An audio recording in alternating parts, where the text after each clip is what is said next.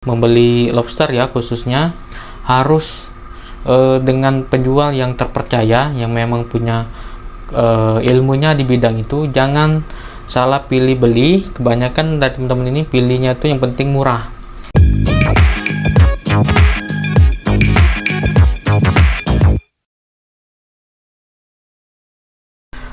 Assalamualaikum warahmatullahi wabarakatuh. Teman-teman, jumpa lagi ya di channel saya, di channel Ari Septiawan. Di video kali ini saya akan menjelaskan kepada teman-teman bagaimana sih cara membreeding lobster hias Papua ya, jenis Papua asli Indonesia. Jadi kemarin itu saya beli lobster hias sepasang ya. Jika teman-teman lihat di video sebelumnya itu saya buatkan video unboxing lobster hias Papua, dan di video kali ini saya akan menjelaskan ya bagaimana cara breedingnya, pemijahannya, apakah sama dengan lobster hias Clarkie yang saya punya dan jenis red claw. Nah, untuk lebih tahunya lagi silakan ditonton terus video ini, dan jangan lupa dipencet dulu ya subscribe-nya agar saya bisa lebih bersemangat lagi, dan dikasih like ya teman-teman.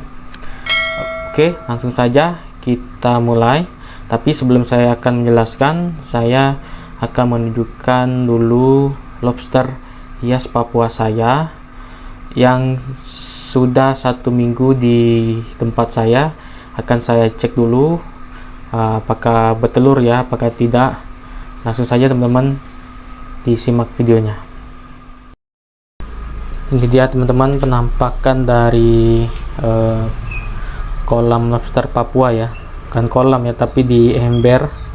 Jadi lobster hias Papuanya itu saya letakkan di ember ini, sama seperti lobster jenis lain yang pernah saya breeding, saya pijah, itu saya letakkan di ember ini ya dulunya.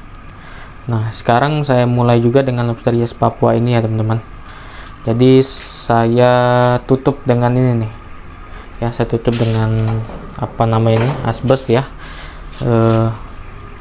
asbes ya namanya, saya nggak tahu tuh namanya, kalau nggak salah asbes. Itu saya tutup biar si lobsternya itu ada privacy untuk melakukan perkawinan ya. Dan jangan lupa dikasih aerator. Untuk pakannya saya kasih kacang hijau saja, saya sayuran biar airnya itu tidak cepat keruh ya. Nah, dan lobster ini sudah 1 minggu di sini, jadi tidak saya ganggu-ganggu ya, tidak saya lihat. Saya pun nggak tahu yang mana jantan yang mana betina, karena pada saat lobster dalam perjalanan jauh itu sebaiknya kita biarkan saja dulu, jangan diganggu untuk adaptasi mereka dengan lingkungan yang baru. Oke, langsung saja kita akan cek. Semoga saja bertelur ya, tapi kecil kemungkinan bertelurnya itu agak susah kalau kita main berpasangan ini ya. Nanti akan saya jelaskan ya, tapi sebelumnya kita cek dulu. Tuh, ini penampakannya nih. Ini sampai sekarang tuh saya belum tahu yang mana jantan mana yang betina, tapi menurut feeling saya tuh jantan itu biasanya capitnya itu lebih besar ya. Ini jantan, ini yang betina. Itu menurut biasa saya, feeling saya ya. Oke nih, lumayan nih, agak agresif ya. Tuh, kita lihat saja dulu teman-teman ya, ini apakah lebih agresif daripada red claw.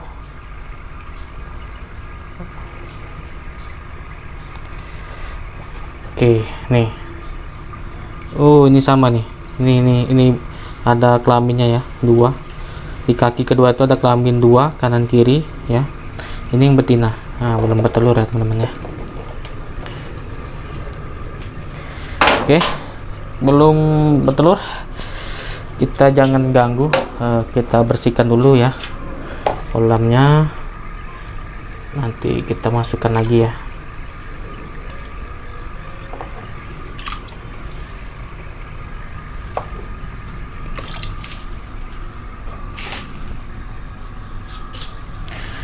Tuh ini ya. Jadi kalau dilihat secara fisik kita bisa lihat tuh yang capit jantan lebih besar ya, yang betina itu kecil. Oke, kita masukkan lagi, jangan diganggu.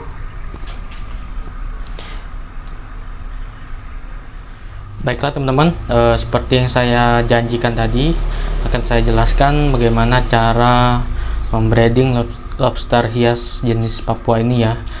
Jadi jenis lobster hias Papua ini berbeda dengan jenis Clarkie dan Red Claw ya, yang sudah saya pernah coba breeding ya, sampai sekarang itu berhasil dan sukses.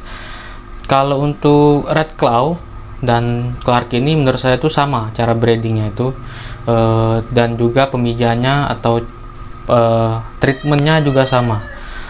Contohnya untuk kalau kita beli per set ya, untuk Red Claw biasanya lebih banyak betinanya daripada jantan.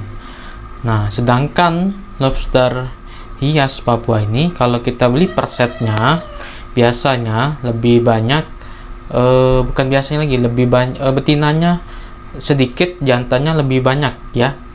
Nah, ini saya ketahui dari penjualnya atau peternaknya itu. Jadi pada saat saya mau beli itu ya, saya tanya-tanyakan karena saya belum mendapat ilmunya tentang lobster hias Papua ini ya. Nah, jadi teman-teman jika ingin membeli lobster ya khususnya, harus dengan penjual yang terpercaya, yang memang punya ilmunya di bidang itu. Jangan salah pilih beli. Kebanyakan dari teman-teman ini pilihnya itu yang penting murah, nggak taunya yang jual itu tong kosong ya, nggak ada isinya, nggak tahu ilmunya. Ujung-ujungnya banyak yang mati lobsternya. Karena kenapa? Bukan hasil dari budidaya dari penjual itu, hasil dari tangkapan alam dari sungai, dari danau. Itu harus saya akui, kebanyakan teman-teman ini memilih yang murah ya. Jadi saya kasih tahu lagi, ilmu itu mahal harganya teman-teman ya. Jadi nggak bisa dibeli. Ilmu itu harus dicari, dipelajari, dan membutuhkan proses yang lama. Makanya untuk teman-teman kalau mau beli itu carilah yang memang penjualnya terpercaya, bisa membimbing kalian budidaya lobster air tawar ya. Nah, contohnya seperti saya akan cari lobster ya, lobster hias Papua itu yang memang hasil breeding, hasil ternak sendiri ya. Nah, kalau lobster hias Papua ini saya rasa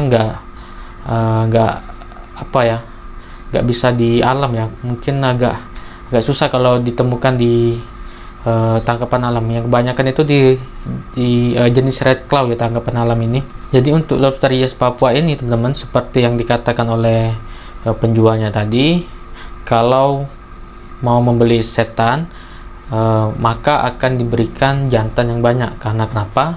Lobster betinanya ini pemilih ya, kebalikan dari Red Claw. Kalau Red Claw kan betinanya yang banyak, karena jantannya itu yang akan memilih. Semakin banyak betina semakin bagus karena akan cepat bertelur ya. Menurut saya tuh kalau Red Claw itu nggak pemilih ya jantannya, tapi dia bisa banyak mengkawinkan. Tapi kalau untuk lobster Papua ini, katanya yang jual ini ya, karena saya juga belum breeding ini, baru pertama kali, itu pemilih sekali betinanya.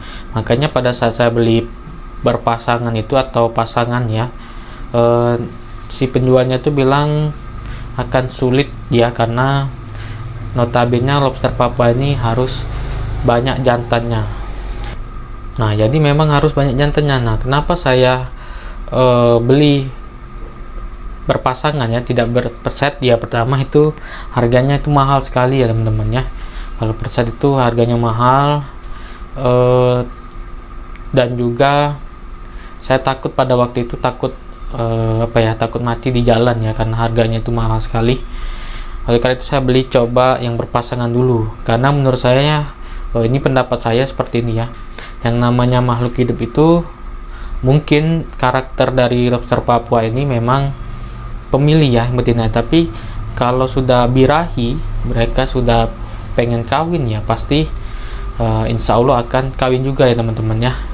Nah, jadi akan saya coba dulu berpasangan dulu ya, mudah-mudahan berhasil ya. Karena pada saat saya mencoba dulu jenis hias Clarkie itu, saya mulai dari berpasangan dulu ya teman-teman ya. Dan alhamdulillah berhasil ya. Mungkin memang Clark ini mudah diternakan. Kalau lobster Papua ini katanya tuh agak sedikit sulit ya.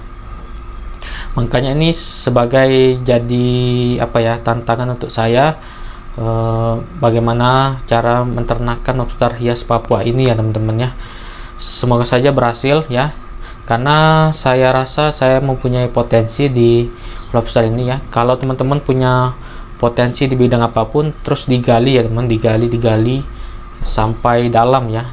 Nah, oleh karena itu menurut saya tuh saya sudah mencoba banyak, bukan banyak lobster ya, baru 2 jenis ya. Makanya saya mau tambah lagi jenis yang baru, saya mau tambah ilmu lagi. Nanti kalau misalkan berhasil apa yang saya terapkan, nanti akan saya share di channel ini ya. Makanya untuk teman-teman yang belum subscribe, jangan lupa di subscribe biar tidak ketinggalan ya. Dan agar tahu ya update terkini tentang lobster hias Papua saya. Saya coba dulu yang berpasangan. Misalkan nanti sulit atau akan saya tambah lagi ya, nanti akan saya share juga di sini ya. Atau saya mau tambah lagi lobsternya, karena memang katanya itu sulit kalau berpasangan. Nah, kalau misalkan nanti berhasil ya, alhamdulillah akan saya coba jenis yang lain lagi teman-teman ya. Jadi terus digali apa yang ada, potensi yang ada di diri kita, terus belajar dan konsisten. Ingat, jangan banyak mengeluh ya. Saya lihat di grup, di Facebook, di mana-mana itu saya lihat banyak yang mengeluh ya. Terutama itu harganya mahal, penjualannya susah, segala macam itu. Saya rasa kalau teman-teman nggak mau seperti itu, jangan budidaya, jangan buka usaha, jangan mencari usaha yang lain. Cukup menjadi karyawan saja, kerja dengan orang. Itu menurut saya lebih bagus dibandingkan teman-teman banyak mengeluh, berkomentar jelek tentang usaha ini, usaha itu ya. Menurut saya itu nggak bagus. Itu saja teman-teman. Jika ada pertanyaannya ya, sarannya, misalkan ada teman-teman yang pernah mencoba lobster hias Papua ini, bisa ditulis di kolom komentar. Saya akan terima saran dan kritiknya juga akan saya terima untuk perkembangan channel ini. Dan ada pertanyaan, sebisa mungkin akan saya jawab ya. Itu saja ya, menurut saya sudah cukup penjelasan saya. Dan sebelum saya akhiri, jangan lupa seperti biasa di subscribe channel ini. Dan ada juga media sosial saya yang lain seperti Instagram dan Facebook ya, Fanspeak di situ ya. Baiklah teman-teman, sampai jumpa di video selanjutnya dan see you, bye bye.